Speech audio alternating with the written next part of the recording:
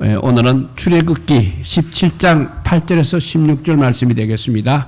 출애굽기 17장 8절에서 16절 우리 다 찾으셔서 함께 읽도록 하겠습니다. 구약 성경 출애굽기입니다. 출애굽기 17장 8절에서 16절 말씀이 되겠습니다. 출애굽기 17장 8절에서 16절 말씀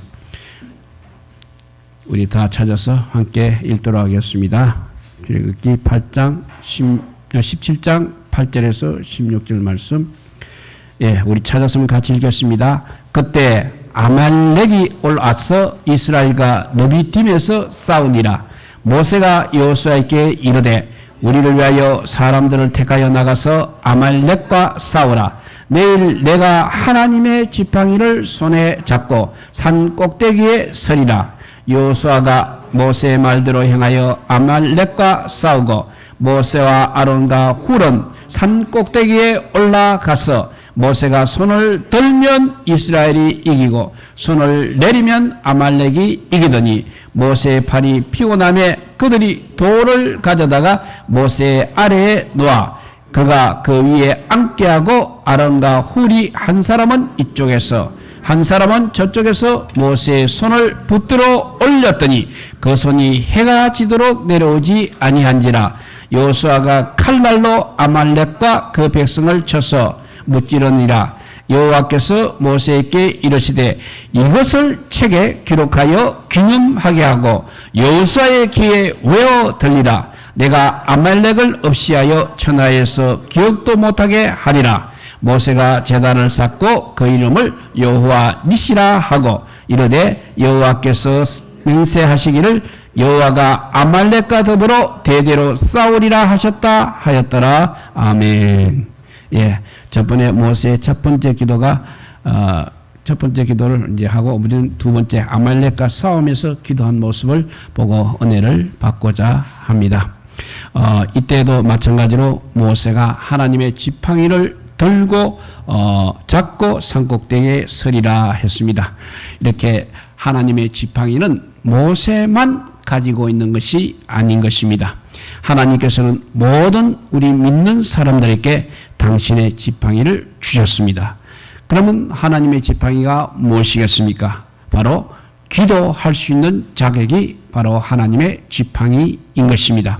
하나님 앞에 간구할 수 있다는 것이 바로 하나님의 지팡이를 가졌다는 것입니다. 그러면 부르짖으면 그래서 지팡이를 가지고 부르짖게 되면 우리 하나님께서 들으신다는 것입니다. 신앙생활을 하면서 또 성경 말씀을 보면서 깨닫게 되는 것은 우리 신앙생활의 대부분이 영적 전쟁이라는 사실입니다. 그렇기 때문에 영적 전쟁의 개념을 우리가 정확하게 알지 못하면 우리는 온전한 신앙생활을 할 수가 없는 것입니다. 일반적으로 그러면 영적 전쟁이 무엇입니까? 그것은 영적인 세력이 영적인 목적으로 싸우는 전쟁입니다.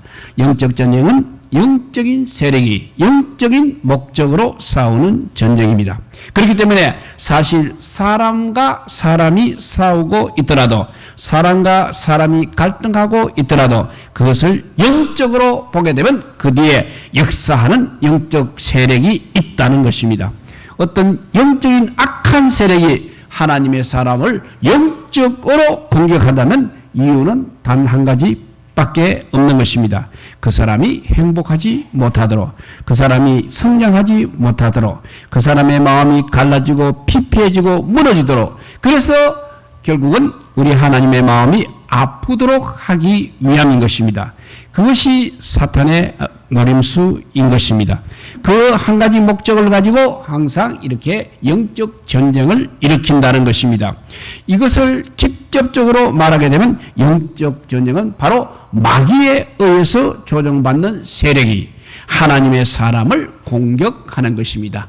영적 전쟁은 마귀에 의해서 조정받는 세력이 하나님의 사람을 공격하는 것입니다. 물론 어둠의 세력끼리도 싸우는 경우가 있습니다. 하지만 이것은 절대 영적 전쟁이라고까지 말하지 않는 것입니다.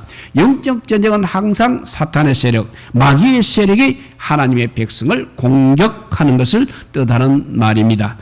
영적 전쟁은 어둠의 세력이, 사탄의 세력이 하나님의 백성을 공격하는 것을 뜻하는 말입니다. 그러면 어둠의 세력이 하나님의 백성을 어떻게 공격하는 것입니까?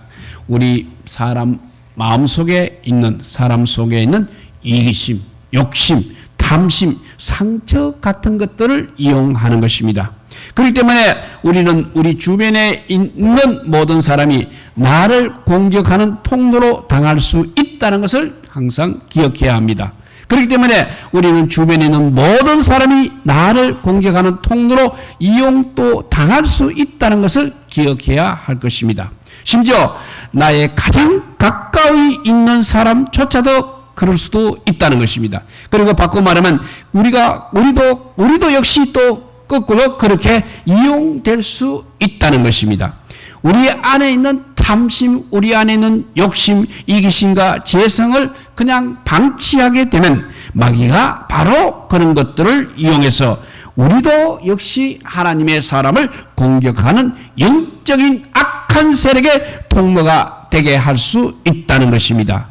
정말 무서운 이야기입니다. 그렇다면 이런 영적 전쟁이 벌어질 때 우리 하나님의 사람은 어떻게 해야 하는 것입니까?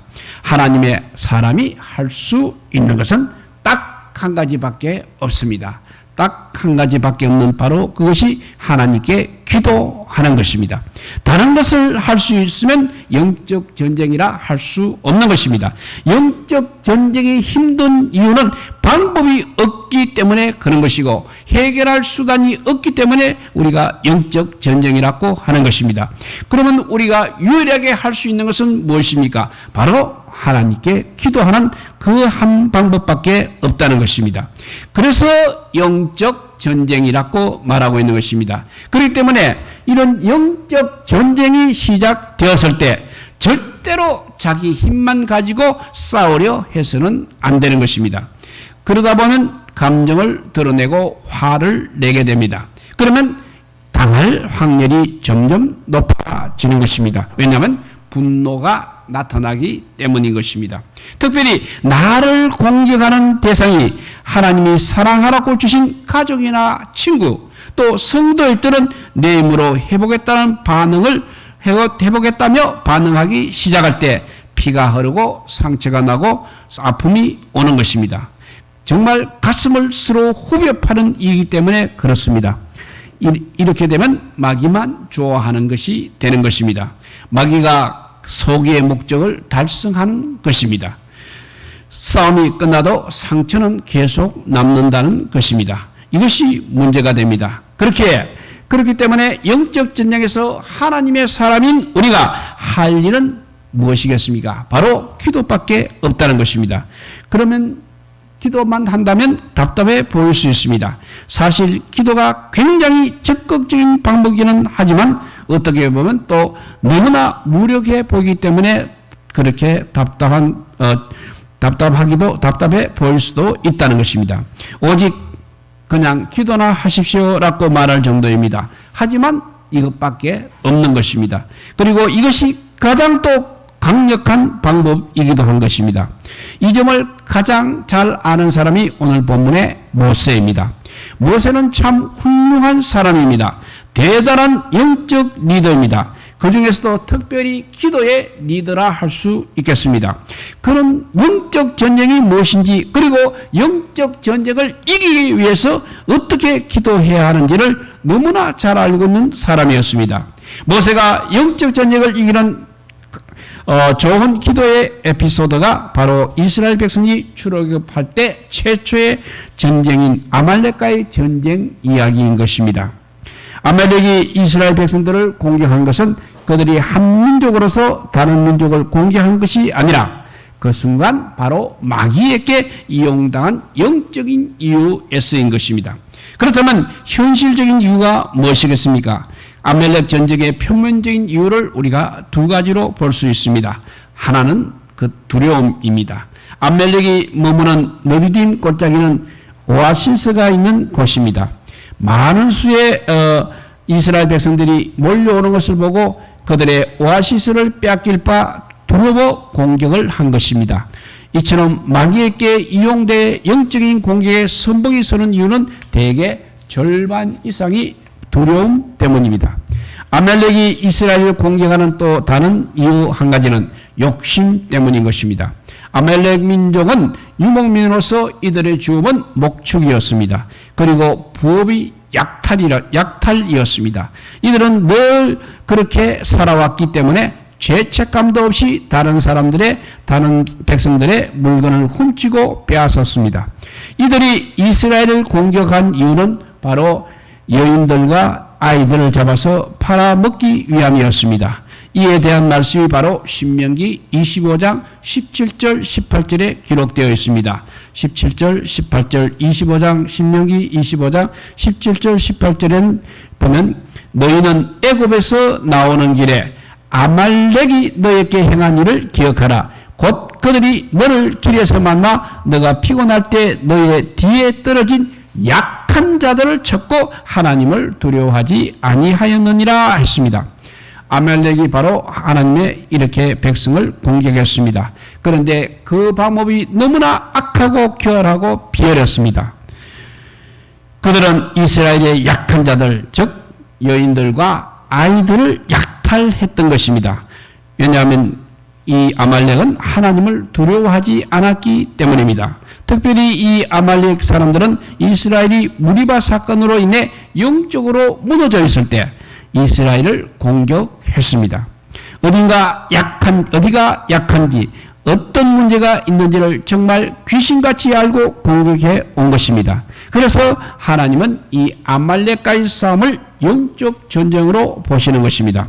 이러한 이유로 하나님은 아말렉을 이 땅에서 다 진멸하라고 말씀하셨습니다.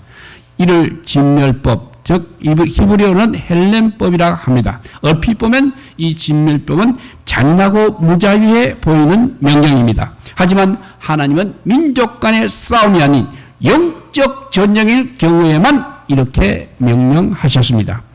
영적 전쟁은 그러니까 이렇게 무섭다는 것입니다. 영적인 것은 이렇게 영향이 강하다는 것입니다. 그리고 영적인 전쟁은 이렇게 치열한 것입니다. 그렇기 때문에 단호하고 강력하지 않으면 안 되는 것이 바로 이 영적 전쟁인 것입니다. 아말렉과의 전쟁이 벌어졌을 때 모세는 요수아를 내보내고 자신은 산 위로 올라갔습니다. 그런데 그냥 올라가지 않고 바로 하나님의 지팡이를 손에 들고 올라갔습니다.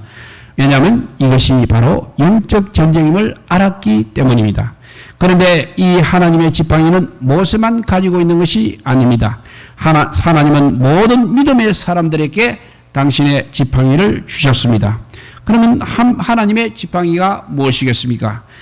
바로 하나님께 기도할 수 있는 자격이 바로 하나님의 지팡이인 것입니다.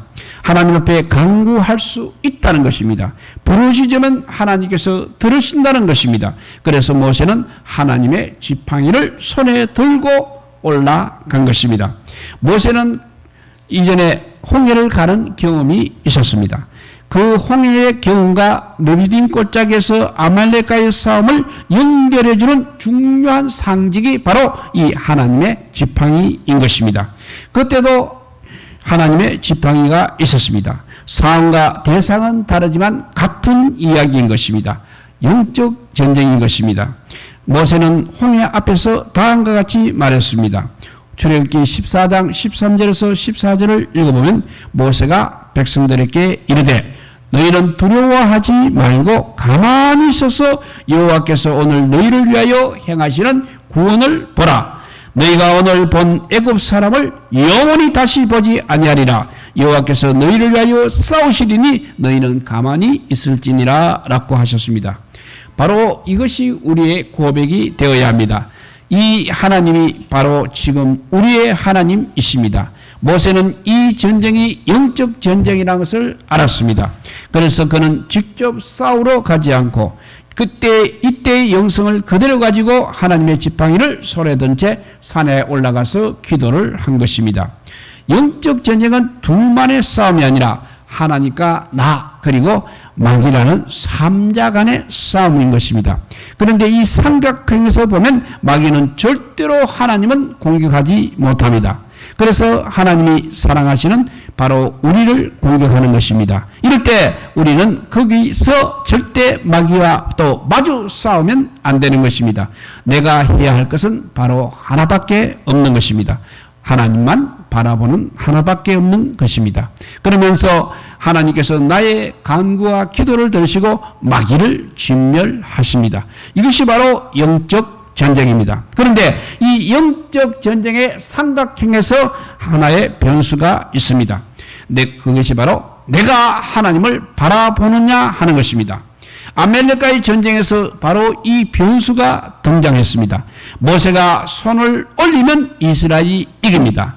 손을 내리면 아멜렉이 이기는 것입니다. 무슨 말입니까? 기도가 제대로 올라가기 시작하면 영적 전쟁은 이기게 되어 있습니다. 그렇지만 기도가 무너지기 시작하면 그 전쟁은 진다는 그런 말씀입니다. 아무리 합당한 이유라 할지라도 손을 올리고 있으면 팔이 아픈 것은 그야말로 우리 육신의 약함입니다. 이것은 모세가 악하거나 잘못해서가 아니라 우리 인간의 한계인 것입니다. 팔이 저절로 내려올 수밖에 없는 것입니다. 하지만 그렇다 할지라도 영적 전쟁에 있어서는 용납되지 않는 것입니다. 그러면 반드시 지는 것입니다. 영적 전쟁 중에 있다면 우리는 수단 방법을 가리지 말고 기도의 팔을 올려야 하는 것입니다. 이는 영적 전쟁을 위한 기도의 실체를 보여주는 매우 사실적인 장면이 되겠습니다. 이 사실을 자각하고 있는 것이 매우 중요한 것입니다. 오늘 못하면 내일 하지 그런 것이 아니라는 것입니다. 마귀는 절대로 우리가 편하게 기도하도록 가만히 두지를 않는다는 것입니다. 기도의 결과로 이기고 지는 그런 정도가 아니라 우리의 기도 자체가 바로 영적 전쟁이기 때문에 그런 것입니다. 그래서 우리는 영적 전쟁의 개념을 가지고 기도를 해야 하는 것입니다. 그러니까 전투적으로 신앙생활을 해야 하는 것입니다. 예배를, 찬양을, 그리고 기도를 우리는 전투적으로 해야 하는 것입니다. 이것이 바로 목숨을 건 싸움, 정말 이겨야 할 싸움인 것입니다. 그렇다면 기도하는 가운데 이것이 영적 전쟁임을 우리가 어떻게 알 수 있습니까? 영적 전쟁에 해당하는 사례를 몇 가지 살펴보도록 하겠습니다. 우선 첫째로 기도하는 가운데 의심이 일어날 때가 있습니다. 이것이 바로 이것이 바로 영적 전쟁입니다. 의심이 들어온다는 것이 바로 영적 전쟁이 시작된 것입니다. 의심이 들어온 것은 내 힘으로 어떻게 할 수 없는 문제인 것입니다. 하지만 그럴 때마다 더욱더 믿습니다 라고 기도하시기 바랍니다. 그리고 믿음으로 선포해야 하는 것입니다. 이렇게 믿음을 선포하며 기도하는 것이 중요합니다. 그래서 영적 전쟁을 위한 준비의 첫째가 기도하는 가운데 의심이 일어날 때 영적 전쟁이라는 것입니다. 두 번째는 기도하다가 중단하고 싶은 유혹이 올 때가 있을 것입니다. 그러나 우리는 이제 그만 되었다라고 성령님께서 말씀하실 때까지 우리는 기도를 멈춰서는 안 되는 것입니다. 우리는 대개 이 정도면 되겠지 하고는 기도를 멈추어 버리는 것입니다. 그만하고 싶다, 피곤하다, 몸이 아프다, 바쁘다, 그래서 기도할 수 없다. 이는 모두 다 영적 전쟁입니다. 물론 시간적, 물리적으로 제약을 받을 수도 있습니다. 그러나 그 순간에도 우리는 기도를 끝내서는 안 됩니다. 우리의 기도는 계속되어야 하는 것입니다. 영적 전쟁, 첫째는 기도한 가운데 의심이 일어날 때 있다고 했습니다. 두 번째는 기도하다가 중단하고 싶은 유혹이 올 때가 있는 것이 있다고 했습니다. 세 번째는 기도에 집중하지 않고 분산되어 힘을 잃을 때가 있는 것입니다. 우리가 기도할 때마다 그 모든 내용이 하나님께로 상달되어야 합니다. 그런데 기도가 자꾸만 땅에 떨어지고 있는 것입니다. 힘을 잃고 있습니다. 집중이 안 되고 딴 생각이 납니다. 어떤 때는 졸립니다. 다른 생각이 나고 자꾸 중언부언합니다. 같은 말을 계속해서 반복하는 이 모든 것이 바로 또 영적 전쟁인 것입니다. 이럴 때 우리는 힘을 다해서 다시 한번 몸부림치면서 우리의 가슴을 뜯어가면서라도 계속 기도를 해야 되는 것입니다. 왜냐하면 이것이 바로 영적 전쟁이기 때문입니다. 모세가 아말렉과의 전쟁에서 기도하는 모습을 볼 때 이 기도 자체가 영적 전쟁인 것을 보여주고 있습니다. 그때 많은 갈등이 있었을 것입니다. 팔도 아프고 그만두고 싶었고 또 이 정도면 되지 않을까 하는 생각과 계속해서 싸우고 있었을 것입니다. 그래서 그때 중요한 것이 바로 동력자인 것입니다. 모세는 그래서 산 위에 홀로 혼자 올라가지 않았습니다. 아론과 홀을 데리고 올라갔습니다. 영적 전쟁의 기도를 하면서 모세의 손이 내려올 때 아론과 홀이 모세를 앉히고는 좌우에 서서 모세의 손을 잡아 주었습니다. 이는 영적 전쟁의 기도를 위해서는 이렇게 동력자가 필요하다는 것입니다. 우리는 신앙 공동체 안에서 서로가 서로에게 영적 전쟁을 위한 기도의 동력자가 될 수 있어야 합니다. 세상에서 제일 소중한 사람은 영적 전쟁의 기도를 함께 할 수 있는 사람이 되겠습니다. 그런 사람이 바로 성도라는 것입니다. 그것이 바로 공동체요, 가족, 그리고 영적인 파트너인 것입니다. 아론과 홀이 모세의 손을 잡아 주었듯이 우리에게도 우리의 기도를 돕는 믿음의 동력자가 반드시 있어야 합니다. 그리고 우리 또한 또 다른 누군가의 손을 잡아서 함께 기도할 수 있는 기도의 동력자가 되어야 하는 것입니다. 그래서 기도는 혼자 하는 것이 아닙니다. 예수님께서 겟세마네 동산에서 기도하실 때 누가가 소개한 유일한 이야기가 다음 말씀입니다. 누가복음 22장 43절에 천사가 하늘로부터 예수께 나타나 힘을 더하더라 했습니다. 예수님도 이렇게 중요한 기도를 하실 때 혼자 기도할 수 없기 때문에 천사가 그 기도에 힘을 더하여 주었던 것입니다. 우리에게도 이런 도움이 필요합니다. 혼자 기도하다 보면 지치게 되고 힘들게 되고 또 쓰러지게 되는 것입니다. 그때 누군가가 옆에서 격려하며 붙잡아주고 힘을 불어 넣어주면 모든 싸움에서 넉넉히 이기게 되는 것입니다. 우리 한국교회는 다행히 통성기도가 있습니다. 이 기도는 하나님께 그야말로 때를 서듯 매달리는 기도입니다. 통성기도의 제일 정말 좋은 점이 있다면 바로 함께하는 기도, 함께 기도하는 순간 서로가 서로에게 기도의 동력자가 되는 것입니다. 이는 마치 성경에 나오는 많은 물소리와 같습니다. 그렇게 기도하면 그 속에서 힘을 얻게 되는 것입니다. 그 순간만큼은 전투적으로 기도할 수 있습니다. 요즘 말로 하면 분위기를 타기 시작하는 것입니다. 우리에게는 이러한 동력이 필요합니다. 혼자 기도하면 쉽게 쓰러지기가 쉽습니다. 그런데 함께 기도하면 힘을 낼 수 있는 것입니다. 아말렉과의 싸움 이야기 마지막에 하나의 지명이 소개되고 있습니다. 바로 여호와 니시입니다. 여호와 니시는 여호와는 나의 깃발, 여호와는 나의 승리라는 뜻입니다. 우리가 하나님께 기도하는 것을 멈추지 않는다면 그 결론은 반드시 여호와 니시라는 것입니다. 성경이 굳이 히브리어로 이렇게 소개하는 이유는 절대로 잊어버리지 말라는 것입니다. 이곳에서 일어난 일이 중요하다는 것입니다. 결코 잊지 마시기 바랍니다. 또로 기도하면 반드시 승리합니다. 내가 기도를 포기하지 않는 한, 내가 기도를 멈추지 않는 한 이 싸움은 절대로 질 수 없는 것입니다. 내가 기도를 포기하지 않으면 반드시 이긴다는 것입니다. 이것이 너무나도 중요하기 때문에 하나님께서 모세에게 또 이것을 기록하여 책에 기록하라고 말씀하신 것입니다. 그리고 여호와의 귀에는 외워 들리라고 말씀하신 것입니다. 무슨 말이겠습니까? 여호수아는 이제 어마어마한 하나님의 일을 감당해야 합니다. 그에게 가장 중요한 것은 바로 이 여호와 니시의 사건이라는 것입니다. 기도하지 않고는 감당할 수 없음을 기억하라는 것입니다.